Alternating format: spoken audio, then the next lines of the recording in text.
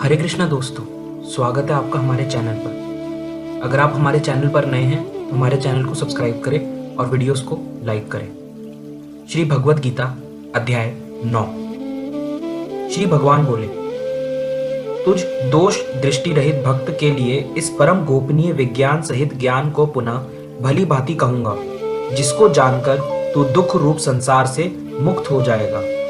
यह विज्ञान सहित ज्ञान सब विद्याओं का राजा, सब गोपनीयों का राजा, अति पवित्र, अति उत्तम, प्रत्यक्ष फल वाला, धर्म युक्त, साधन करने में बड़ा सुगम और अविनाशी है। हे परंतप, इस उपयुक्त धर्म में श्रद्धा रहित पुरुष मुझको न प्राप्त होकर मृत्यु रूप संसार चक्र में भ्रमण करते रहते हैं। मुझ निराकार परमात्मा से यह सब जगत जल से बर्फ के सदृश परिपूर्ण है और सब भूत मेरे अंतर्गत संकल्प के आधार स्थित हैं, किंतु वास्तव में मैं उनमें स्थित नहीं हूं। वह सब भूत मुझ में स्थित नहीं है, किंतु मेरी ईश्वरीय योग शक्ति को देख कि भूतों का धारण पोषण करने वाला और भूतों को उत्पन्न करने वाला भी मेरा आत्मा वास्तव में भूतों में स्थित नहीं है। जैसे आकाश से उत्पन्न सर्वत्र विचरने वाला महान वायु सदा आकाश में ही स्थित है, वैसे ही मेरे संकल्प द्वारा उत्पन्न होने से संपूर्ण भूत मुझ में स्थित है, ऐसा जान। हे अर्जुन, कल्पों के अंत में सब भूत मेरी प्रकृति को प्राप्त होते हैं, अर्थात प्रकृति में लीन होते हैं, और कल्पों के आदि में उनको मैं फिर रचता हूँ। अपनी प्रकृति को अंगीकार करके स्वभाव के बल से परतंत्र हुए इस संपूर्ण भूत समुदाय को बार बार उनके कर्मों के अनुसार रचता हूँ। हे अर्जुन, उन कर्मों में आस्तिक रहित और उदासीन के सदृश स्थित मुझ परमात्मा को वह कर्म नहीं बांधते। हे अर्जुन, मुझ अधिष्ठाता के सकाश से प्रकृति चराचर रहित सर्व जगत को रचती है और इस हेतु से ही यह संसार चक्र घूम रहा है। मेरे परम भाव को न जानने वाले मूढ़ लोग मनुष्य का शरीर धारण करने वाले मुझ संपूर्ण भूतों के महान ईश्वर को तुच्छ समझते हैं, अर्थात अपनी योग माया से संसार के उद्धार के लिए मनुष्य रूप में विचरते हुए मुझ परमेश्वर को साधारण मनुष्य मानते हैं। वे व्यर्थ आशा, व्यर्थ कर्म और व्यर्थ ज्ञान वाले विक्षिप्त चित्त अज्ञानी जन राक्षसी, आसुरी और मोहनी प्रकृति को ही धारण किए रहते हैं। परंतु हे कुंती पुत्र, देवी प्रकृति के आश्रित महात्मा जन मुझको सब भूतों का सनातन कारण और नाश रहित अक्षर स्वरूप जानकर अनन्य मन से युक्त होकर निरंतर भजते हैं। वे दृढ़ निश्चय वाले भक्तजन निरंतर मेरे नाम और गुणों का कीर्तन करते हुए तथा मेरी प्राप्ति के लिए यत्न करते हुए और मुझको बार बार प्रणाम करते हुए सदा मेरे ध्यान में युक्त होकर अनन्य प्रेम से मेरी उपासना करते हैं। दूसरे ज्ञान योगी मुझ निर्गुण निराकार ब्रह्म का ज्ञान यज्ञ के द्वारा अभिन्न भाव से पूजन करते हुए भी मेरी उपासना करते हैं, और दूसरे मनुष्य बहुत प्रकार से स्थित मुझ विराट स्वरूप परमेश्वर की पृथक भाव से उपासना करते हैं। क्रतु मैं हूँ, यज्ञ मैं हूँ, स्वधा मैं हूँ, औषधि मैं हूँ, मंत्र मैं हूँ, घृत मैं हूँ, अग्नि मैं हूँ और हवन रूप क्रिया भी मैं ही हूँ।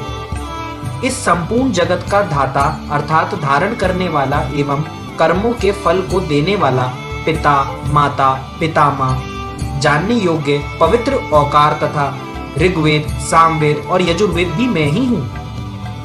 प्राप्त होने योग्य परम धाम, भरण पोषण करने वाला, सबका स्वामी, शुभाशु शुभ का देखने वाला, सबका वास स्थान, शरण लेने योग्य, प्रत्युपकार न चाहकर हित करने वाला, सबकी उत्पत्ति प्रलय का हेतु, स्थिति का आधार, निधान और अविनाशी कारण भी मैं ही हूँ। मैं ही सूर्य रूप से तपता हूँ, वर्षा का आकर्षण करता हूँ और उसे बरसाता हूँ। हे अर्जुन, मैं ही अमृत और मृत्यु हूँ और सत असत भी मैं ही हूँ।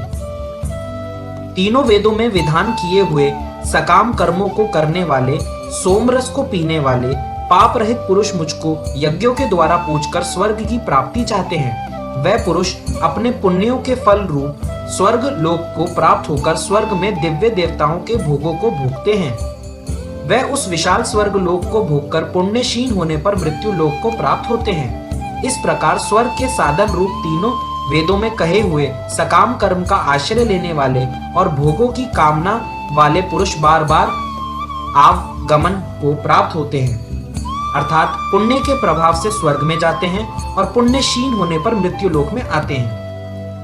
जो अनन्य प्रेमी भक्तजन मुझ परमेश्वर को निरंतर चिंतन करते हुए निष्काम भाव से भजते हैं, उन नित्य निरंतर मेरा चिंतन करने वाले पुरुषों का योग क्षेम में मैं स्वयं प्राप्त कर देता हूँ।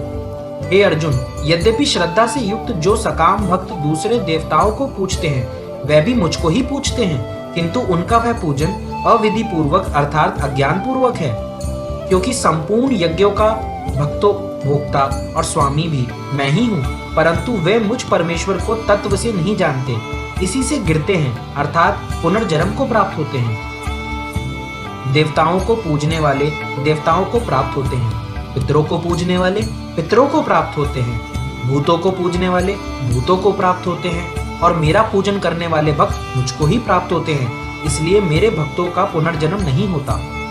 जो कोई भक्त मेरे लिए प्रेम से पत्र, पुष्प, फल, जल आदि अर्पण करता है, उस शुद्ध बुद्धि निष्काम प्रेमी भक्त का प्रेम पूर्वक अर्पण किया हुआ वह पत्र, पुष्प आदि मैं सगुण रूप से प्रकट होकर प्रीति सहित खाता हूँ। हे अर्जुन, तू जो कर्म करता है, जो खाता है, जो हवन करता है, जो दान देता है और जो तप करता है, वह सब मेरे अर्पण कर। इस प्रकार जिसमें समस्त कर्म मुझ भगवान के अर्पण होते हैं, ऐसे संन्यास योग से युक्त चित्त वाला तू शुभाशुभ फल रूप कर्म बंधन से मुक्त हो जाएगा और उनसे मुक्त होकर मुझको ही प्राप्त होगा। मैं सब भूतों में संभाव से व्यापक हूँ, ना कोई मेरा अप्रिय है और ना प्रिय है, परंतु जो भक्त मुझको प्रेम से भजते हैं वह मुझ में है और मैं भी उनमें प्रत्यक्ष प्रकट हूँ। यदि कोई अतिशय दुराचारी भी अनन्य भाव से मेरा भक्त होकर मुझको भजता है, तो वह साधु ही मानने योग्य है, क्योंकि वह यथार्थ निश्चय वाला है, अर्थात उसने भली भांति निश्चय कर लिया है कि परमेश्वर के भजने के समान अन्य कुछ भी नहीं है। वह शीघ्र ही धर्मात्मा हो जाता है और सदा रहने वाली परम शांति को प्राप्त होता है। हे अर्जुन, तू निश्चय पूर्वक सत्य जान कि मेरा भक्त नष्ट नहीं होता। हे अर्जुन, स्त्री, वैश्य, शूद्र तथा पाप योनि, चांडाल आदि जो कोई भी हो, वह भी मेरे शरण होकर परम गति को ही प्राप्त होते हैं। फिर इसमें तो कहना ही क्या है, जो पुण्यशील ब्राह्मण तथा राजश्री भक्तजन मेरी शरण होकर परम गति को प्राप्त होते हैं। इसलिए तू सुख रहित और क्षण भर इस मनुष्य शरीर को प्राप्त होकर निरंतर मेरा ही भजन कर। मुझ में मानने वाला हो, मेरा भक्त बन, मेरा पूजन करने वाला हो, मुझको प्रणाम कर। इस प्रकार आत्मा को मुझ में नियुक्त करके मेरे परायण होकर तू मुझको ही प्राप्त होगा। धन्यवाद दोस्तों। 9वां अध्याय समाप्त हुआ। हरे कृष्ण।